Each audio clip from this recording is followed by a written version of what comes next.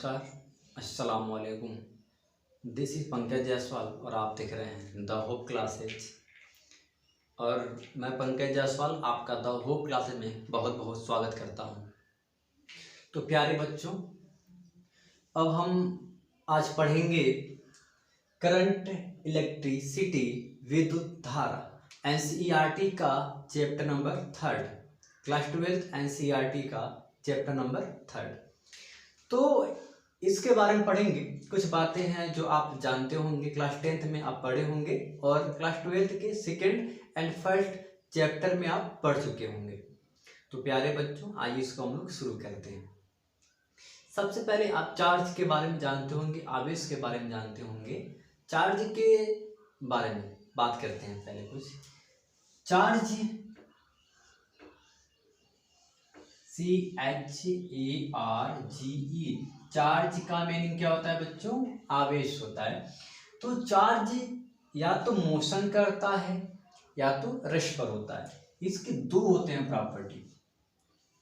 Charge या तो rest पर होगा यानी कि रुका होगा, या तो ये मोशन करेगा।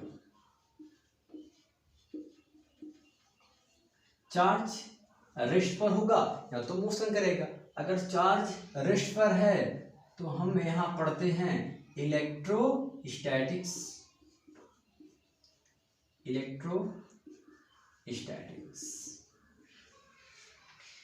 ठीक है। अगर अब मोशन करने के दो होते हैं इसके पार्ट, या तो ये कांस्टेंट स्पीड के साथ करेगा, ठीक है, कांस्टेंट स्पीड के साथ ही करेगा मोशन, या तो ये आपका वेरिएबल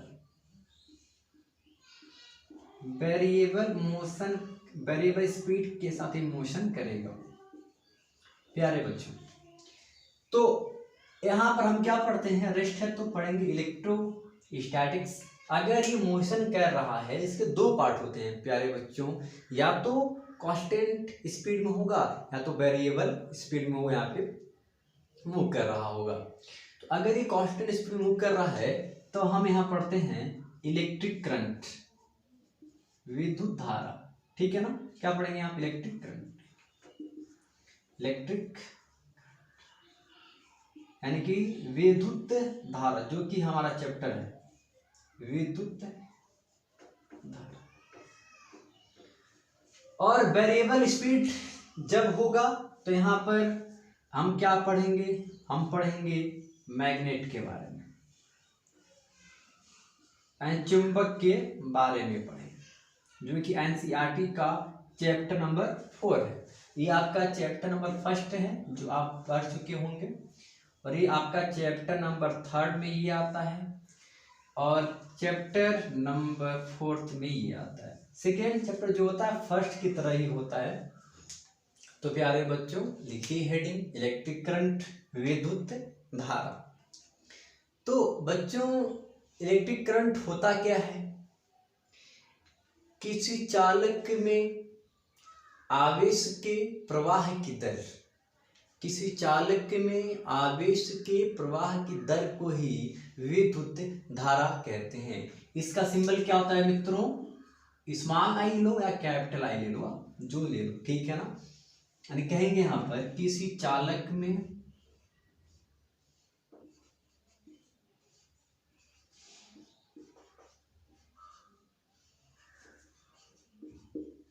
आवेश प्रवाह की दर, किसी चालक में आवेश प्रवाह की दर, यानी कि the rate of flow of charge, the rate of flow of charge. किसी चालक में आवेश प्रवाह की दर, the rate of flow of charge. और यहां पे दर क्या रहा है? तो दर का अर्थ क्या होता है? किसी चीज में समय से भाग करना। दर जब कहता है तो हम किसी चीज में समय से भाग करते हैं, वो चीज यहाँ पर क्या कह रहा है? आवेश का दर है यानी कि जो आई होगा आवेश बाई टाइम होगा, चार्ज अपान टाइम होगा, यानी कि जो आई बनेगा, आई क्या बनेगा दोस्तों, क्यू बाई टी, क्योंकि आवेश के प्रवाह का दर है तो मैं यहां पर आवेश से क्यू से टी से भाग कर दूंगा, तो आई बराबर क्या बन गया, क्यू बाई टी बन गया। ठीक है बच्चों, अगर आपसे कहता है कि आई एवरेज क्या होगा, आई एवरेज क्या होगा, यानी कि delta Q by delta T, small लो चाहे कैपिटल लो, जो मन के ले लो, यानी आई एवरेज क्या होता है, यानी कि आई औसत कह रहा है ये, कि आई औसत का फार्मूला क्या होता है, तो होता है delta Q by delta T. Okay बच्चों, और एक होता है फार्मूला हमारा आई तात्कालिक, आई तात्कालिक बराबर बनेगा ये D Q by D T,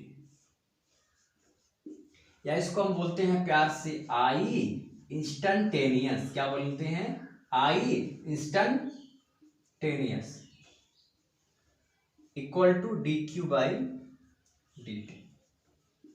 ठीक है, तो आपको बुक में क्या मिलेगा, आपको मिलेगा हमेशा कि आई बराबर D Q by D T मिलेगा। जब भी अगर आप किताब में देखते हैं कि आई बराबर D Q by D T है, तो ये किसकी बात कर रहा है, ये इसकी बात कर रहा है। ठीक है बच्चों, तो धारा क्या होता है, किसी चालक में प्रवाहित आवेश की दर का सेंस क्या होता है कि उसमें समय का भाग करना, यानी कि यहाँ पर आवेश का दर है तो मैं यहाँ पर आवेश से भाग कर दिया, आई क्या बन गया, क्यू बाई टी बन गया। अगर कोई कहता है कि आपसे आई एवरेज क्या होगा, तो आप कहेंगे delta Q by delta T होगा, और आई औसत बोलते हैं इसको एवरेज को, और आई तात्कालिक या तो आई इंस्टेंटेनियस बराबर क्या बनेगा, D Q by D T बनेगा प्यारे बच्चों। ठीक है, इसको लिखिए बच्चों। अब बारी है इसके मात्रक की, तो देखते हैं कि धारा का मात्रक क्या होता है, यूनिट, मात्रक या तो यूनिट। कहेंगे यहां पर कि आई का मात्रक बराबर क्या बनेगा, क्यू का मात्रक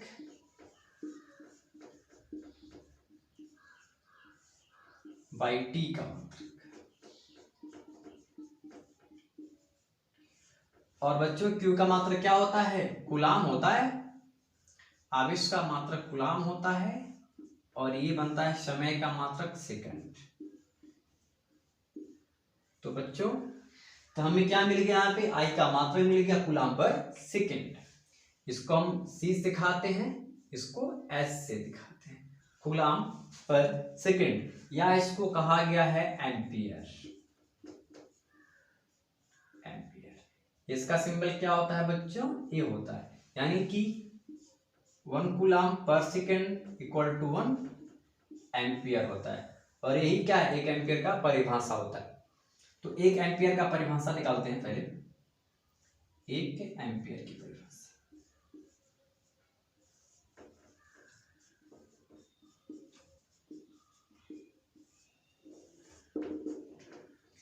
तो मैंने यहां पर एज्यूम कर लिया है कि कोई चालक है, और चालक में जो Q है, Q का जो मान है 1 कूलाम है, और जो समय है जो T है वहां पर 1 सेकेंड है।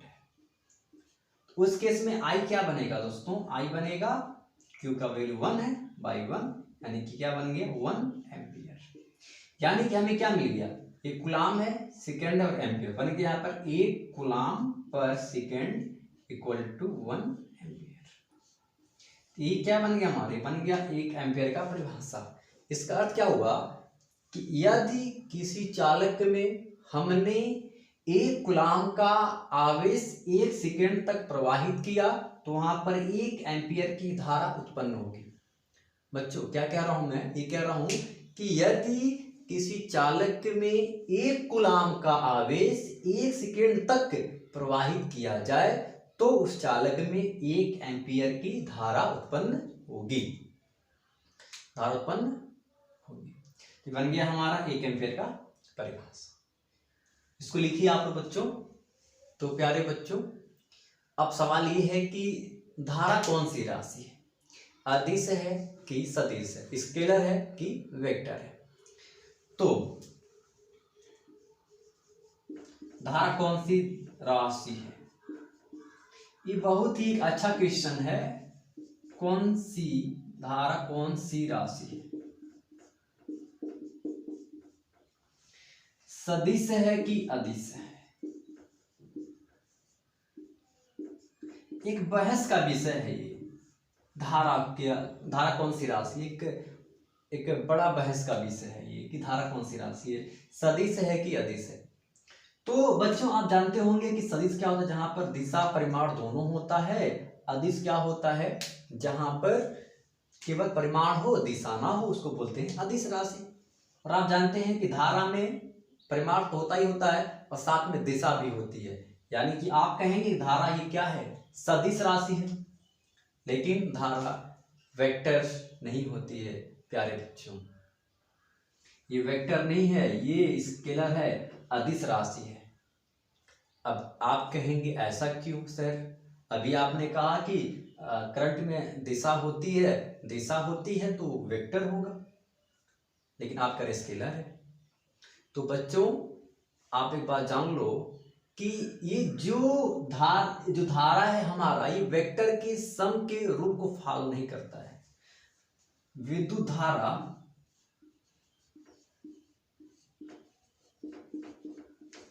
सदिश के योगफल का नियम,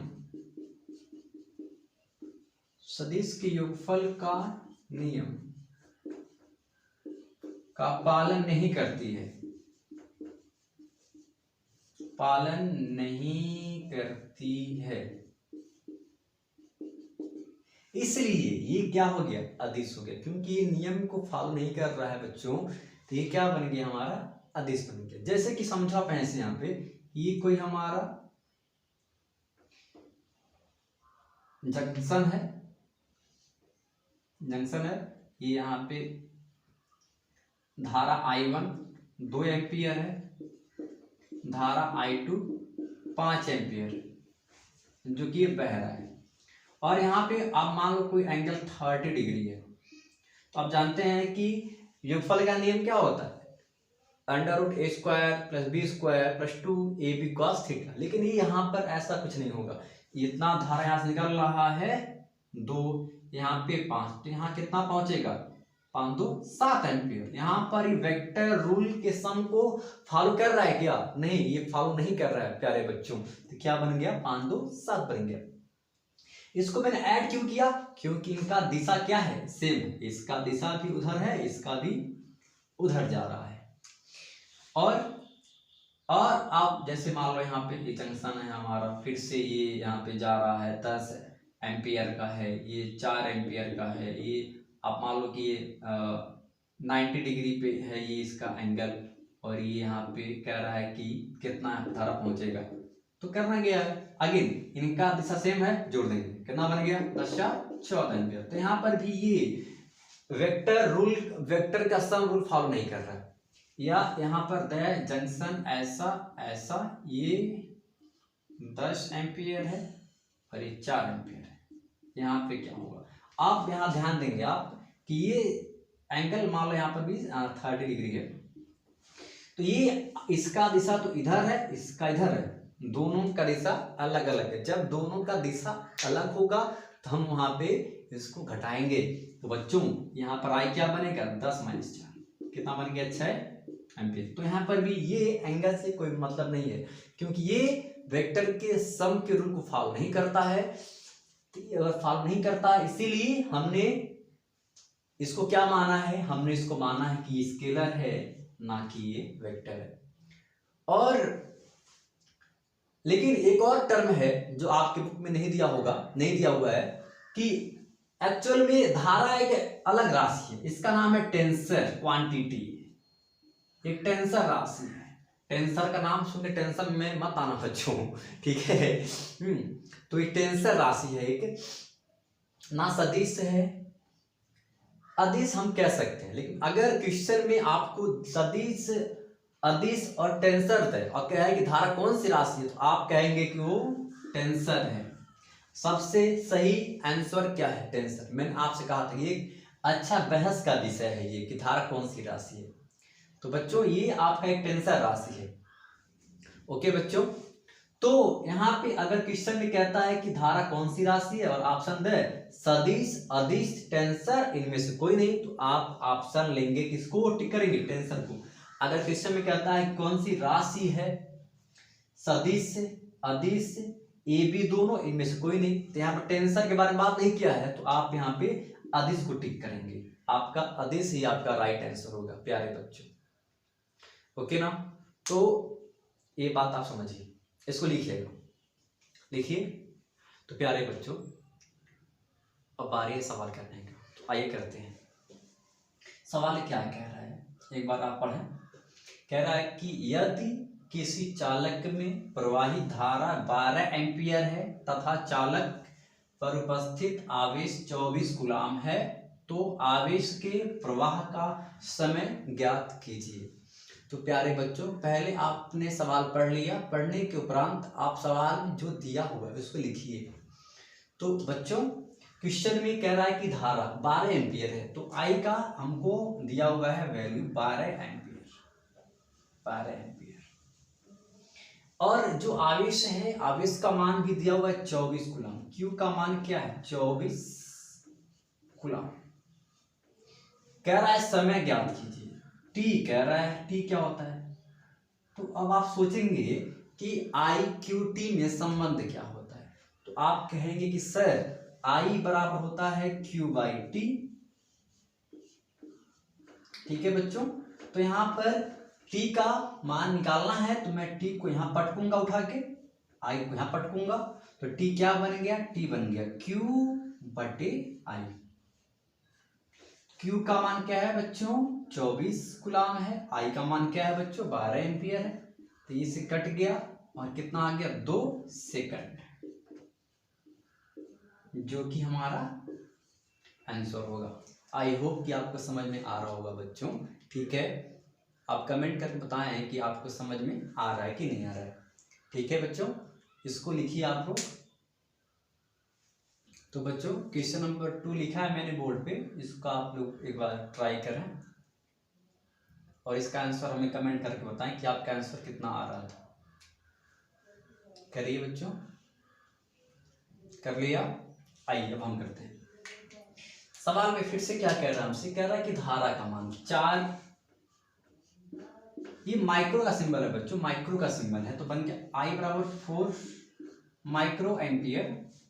और हम जानते हैं कि धारा का मात्रक होता है एम्पियर, ये दिया हुआ है माइक्रो, इसको हम चेंज करेंगे। तो मैं क्या करूंगा, यहाँ पे 10 की पावर -6 से कर दूंगा मल्टीप्लाई, तो बन गया 4 × 10 की पावर -6 एम्पियर।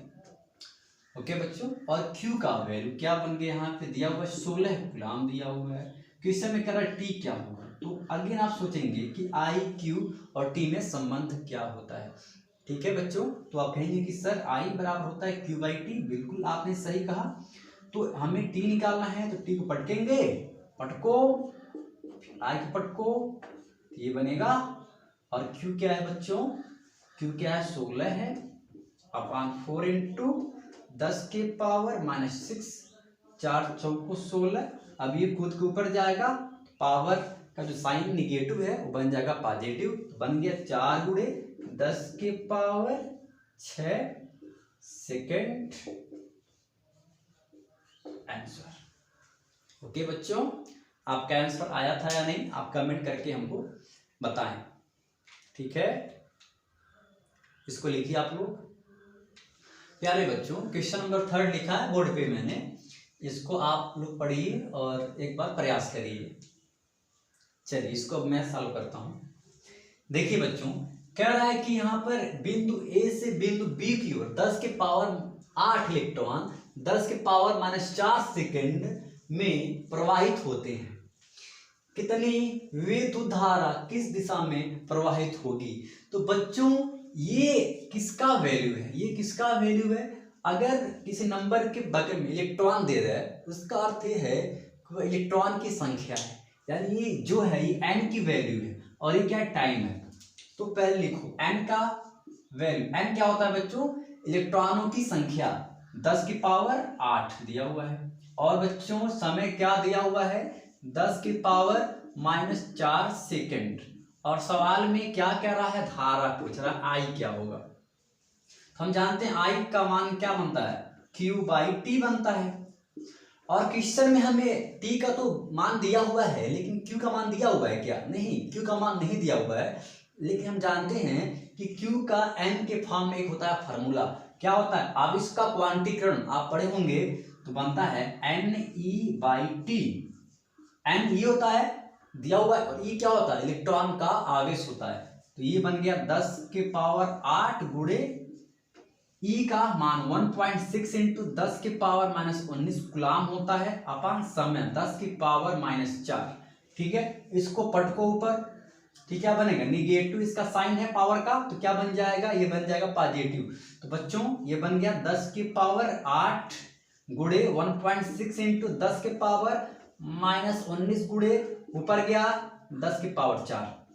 अब इसका बेस सेम है, पावर को ऐड कर लेंगे तो 8 4 क्या बन गया 12, 19 क्या कितना आएगा -7 आएगा, तो बन गया 1.6 इंटू 10 की पावर -7 एम्पियर आंसर। ओके बच्चों, इसको लिखिए आप लोग।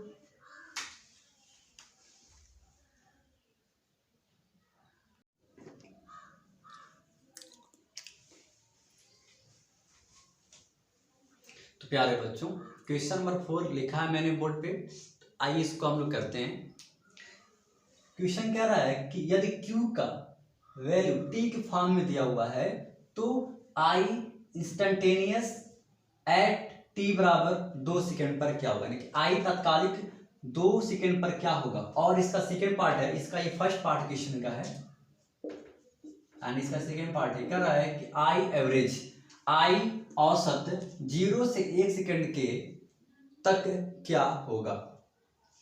बच्चों इसे करने से पहले आपको थोड़ा सा औकलन पढ़ना पड़ेगा, औकलन के बारे में थोड़ा सा जानते हैं क्या होता है, तो ध्यान देंगे यहाँ पे लिखा हुआ है कहीं पे d/dx x की पावर n।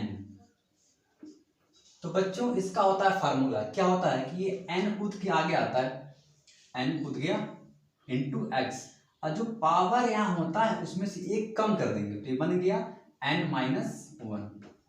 ओके बच्चों, जैसे कि हम यहाँ एग्जाम्पल करेंगे कुछ, जैसे कि d/dx x के पावर 2। अब देखिए ये 2 कूदेगा, कूद के आगे आएगा 2 इंटू एक्स, और जो पावर उसमें से एक कम कर देंगे, पावर 2 है ना, यानी n का 2 है, 1 गया, कितना आ गया 2 इंटू एक्स के पावर 1, यानी कि 2 इंटू एक्स। ओके बच्चों, लिखा हुआ है d/dx 4t², तो ये 2 कूदेगा 4 इंटू 2, यहाँ 4 था पहले से, 2 इंटू टी के पावर 2 - 1, तो क्या बन गया 8t बन गया बच्चों। या लिखा हो बच्चों यहाँ पर कि d/dt 2t लिखा हो, तो यहाँ t की पावर क्या है बच्चों, पावर वहां 1 है, क्या बन गया यहाँ पे पावर 1, तो ये 1 कूदेगा 2 इंटू 1 और t के पावर 1 कम करेंगे तो बन गया 2 1 जा 2 इंटू टी के पावर 0।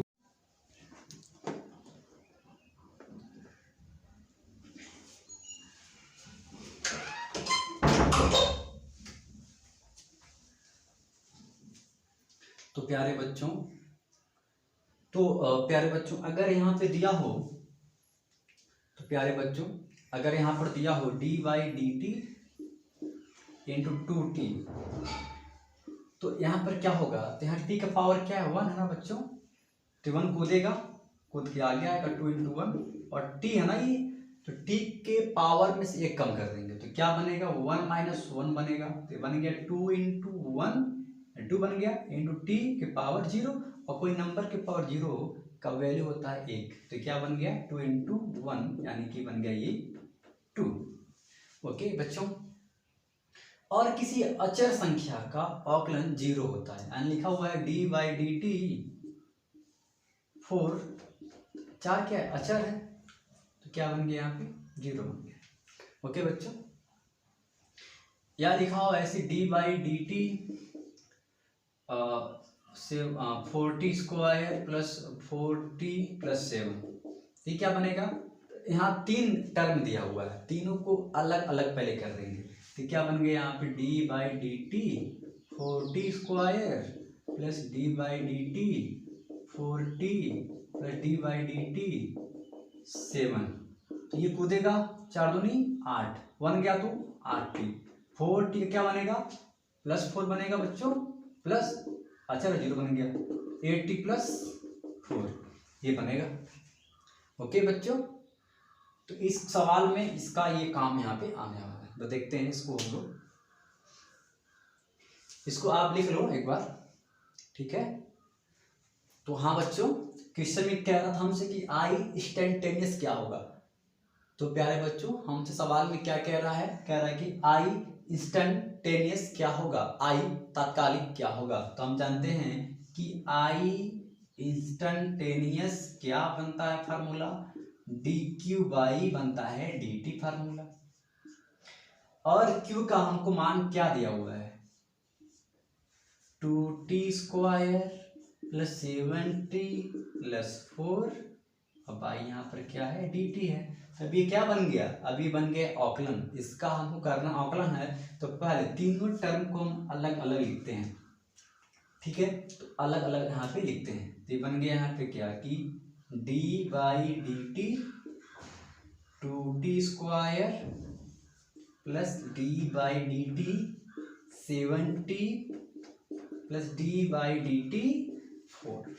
तो बच्चों अब ये 2 खुद के आगे आएगा, तो 2 दूना 4t इंटू, अब यहाँ पे पावर 2 है, 1 गया तो 1 आएगा, 1 छोड़ देंगे, प्लस 7t का क्या बनेगा 7 बनेगा प्लस 0, ये क्या बन गया बच्चों 4t प्लस 7,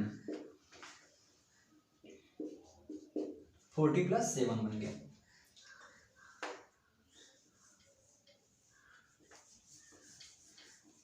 तो अब क्वेश्चन में हमको मिल गया है कि आई इंस्टेंटेनियस कितना आ गया है बच्चों 40 प्लस 7, कह रहा है कि t बराबर 2 सेकेंड, यानी कि एट t बराबर 2 सेकेंड बराबर, तो 4t प्लस 7 यानी t का वैल्यू 2 है, तो बन गया 4 इंटू 2 प्लस 7, तो क्या बन गया बच्चों 8 plus 7 equal to 15 ampere answer.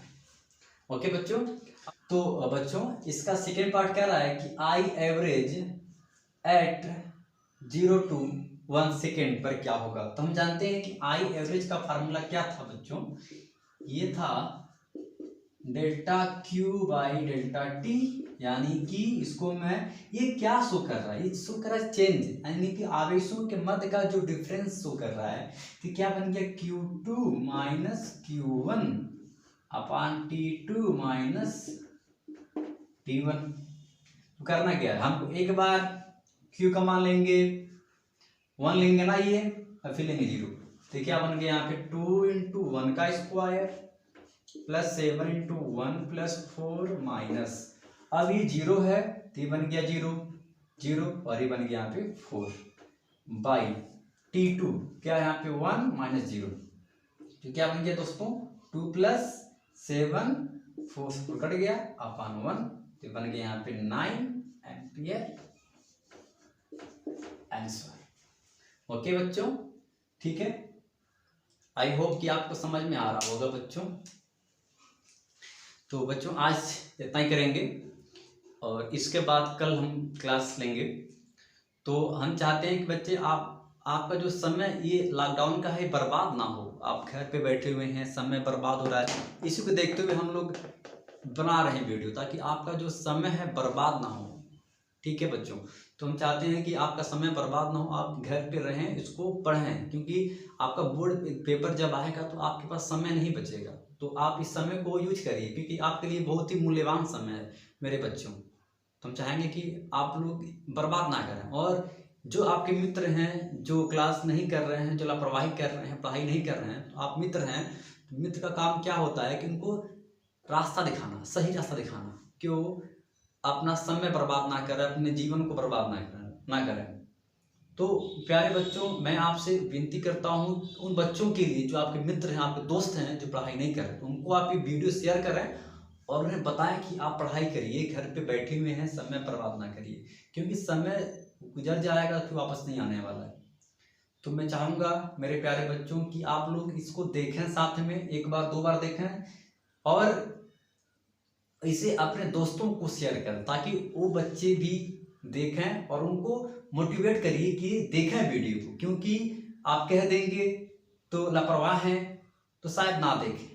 तो आप उन्हें समझाइए कि ताकि वो पढ़ाई करें घर पे और ये वीडियो देखें और समझें और घर पे अपना पढ़ाई को चालू रखें। सो फ्रेंड्स, तो हम चाहेंगे कि आप प्लीज़ हमारे इस वीडियो को लाइक करें, कमेंट करें और शेयर करें। और अगर आपने द होप क्लासेज को सब्सक्राइब नहीं किया है तो प्लीज़ आप इसको सब्सक्राइब कर दें। ओके बच्चों।